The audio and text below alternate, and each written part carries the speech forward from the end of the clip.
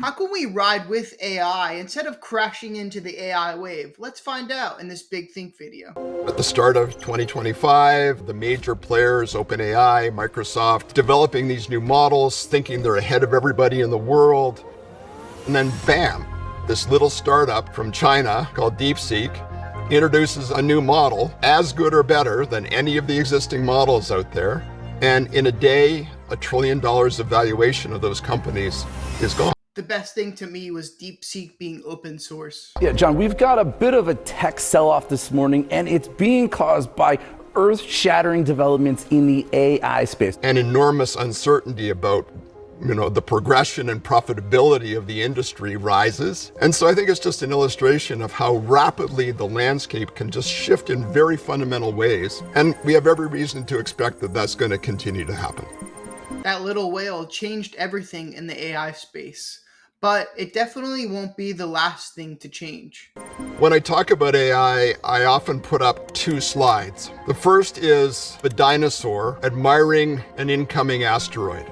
And the second is a surfer surfing a very large wave. You cannot afford to be the dinosaur. You must be the surfer.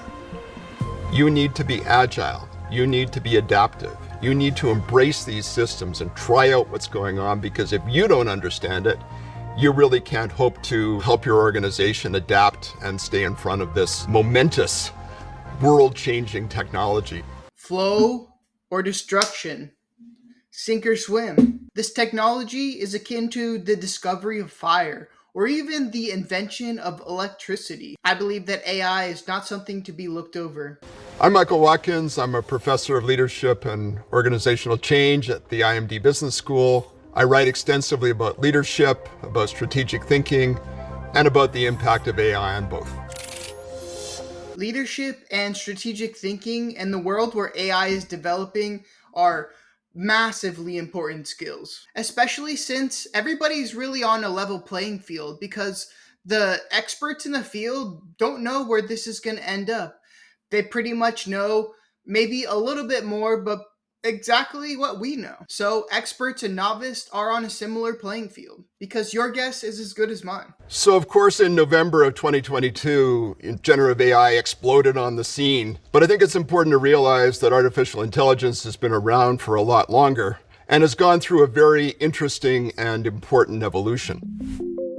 Previously, artificial intelligence was mostly about analytics, machine learning, pattern recognition. Largely, that's been kind of invisible in some sense to most people, except in how they use the tools, like the kinds of things that power your Netflix recommendations or your Amazon selections. So we've been experiencing analytical AI in our daily lives for years now. Ever since arranging posts chronologically went out of fashion, we've been experiencing analytical AI. I personally still wish we had chronological posts, but that's just me. But of course, then generative AI really changed everything. And generative AI, as the name indicates, is about generation. It's about content generation, it's about creativity, it's about writing, and it's really changed pretty fundamentally how I think virtually everybody doing white-collar jobs is doing their work these days. Generative AI is going to change our generation, whether you realize it or not. And of course, AI continues to evolve. The most recent models are known as reasoning models.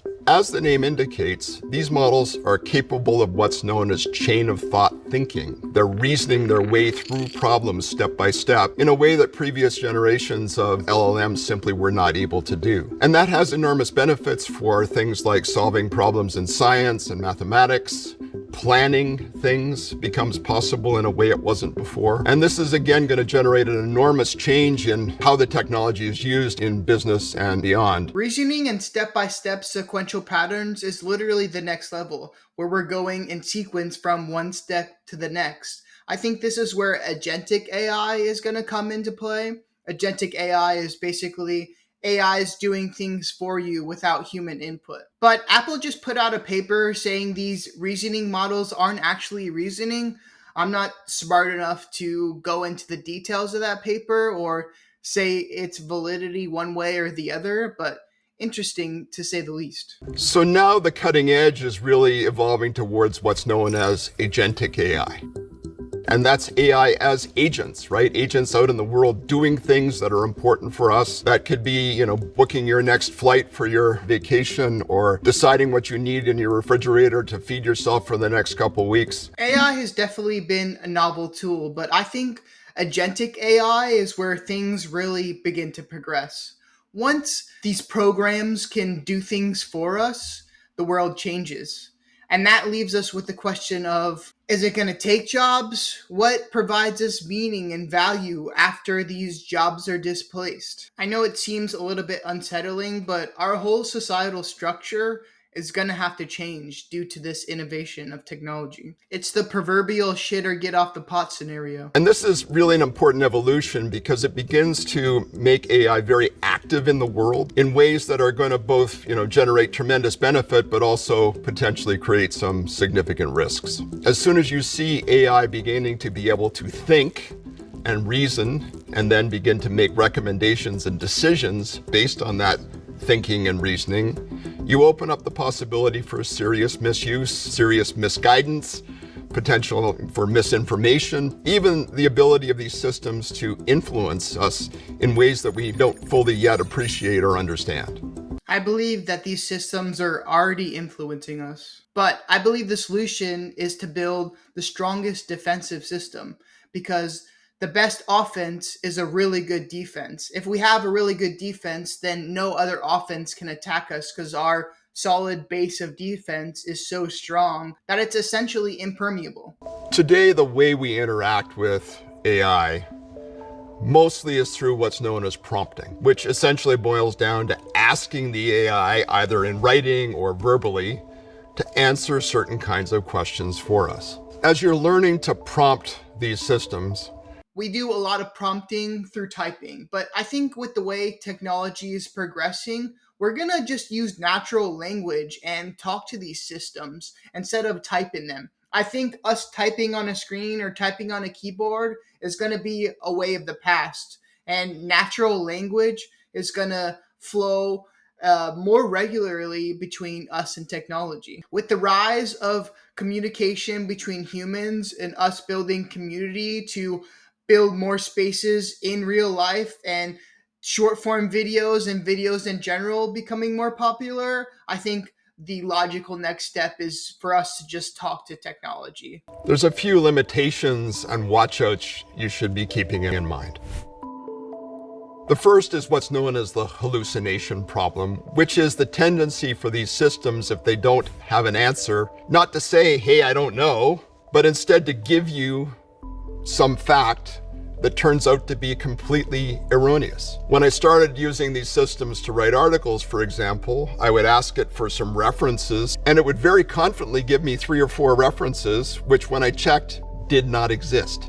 Now, you can trust their creativity, you can trust their ability to help you generate ideas, but when it comes to facts, you are well advised, very well advised, to be double checking almost anything. Hallucination to me just seems like a fancy word for straight up lying. And how do we stop lying? Well, we double check the information.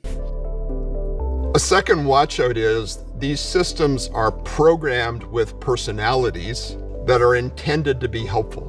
They're going to tell you nice things. They're going to be complimentary to you. They want to make us happy. And you've almost got to work kind of a little bit hard to say, don't try to make me happy.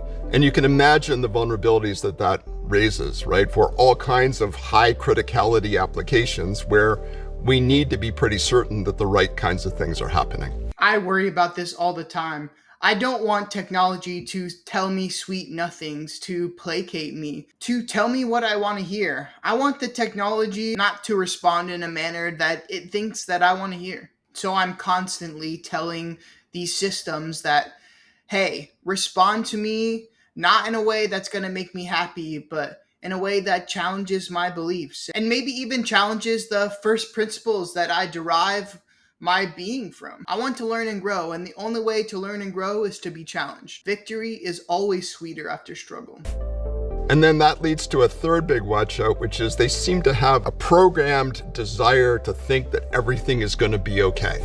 I was writing an article recently about the potential employment impacts of artificial intelligence. And I asked it a question, what do you think is going to happen with employment? Oh, it'll probably be okay if we do the following things. And then I said, well, no, wait a minute. Are you being over optimistic? And if so, stop. Well, it's going to be a disaster. There's going to be probably, loss of 3 or 4 jobs for every job that's created. And so understanding that there is this seeming inherent bias in these systems towards a kind of optimistic set of outcomes, especially regarding the impact of AI on the world. And again, you've got to be very precise and very thoughtful to ask the system directly to debias itself, to give you the real truth as it sees it. And even then, you can't necessarily be sure that that's absolutely what you're going to get.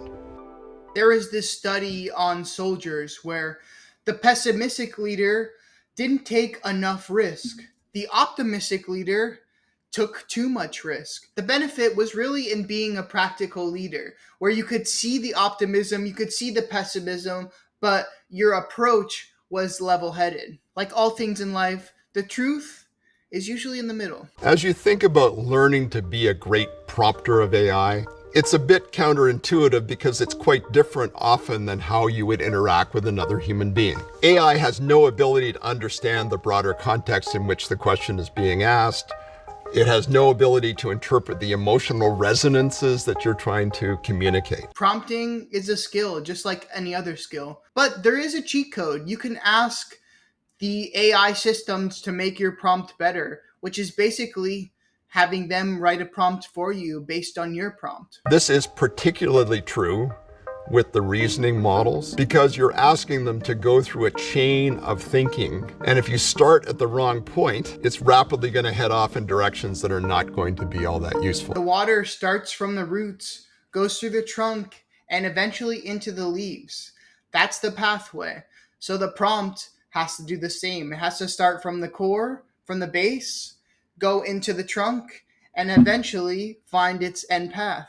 So especially for the reasoning models, giving it lots of context, lots of specificity, being as precise as you possibly can from the outset is absolutely the way to go. You personally need to engage actively with this technology. Again, you can incorporate things like specificity.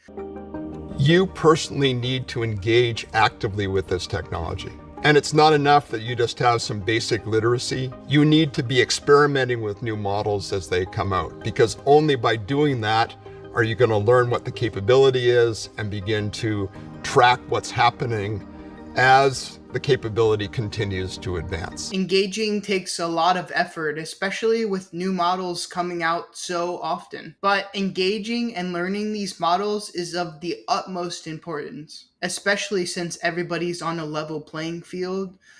Just by learning and engaging with these models, you could be a step ahead of even experts. I think in this day and age, it's no longer about knowledge on a topic. It's about the ideas that you can generate that are going to solve the problems that we have. We have to be vigilant about the potential downsides, and we have to be rapid to embrace the upsides. And above all, you have to be the surfer, surfing the wave as things go forward. It's the only answer that I've come up with for how to continue to thrive in a time of really extraordinary change. So can you flow with the AI wave and come up with an idea that's going to revolutionize the world? I hope so. If you like this video, hit that like and subscribe button, and I'll see you in the next one.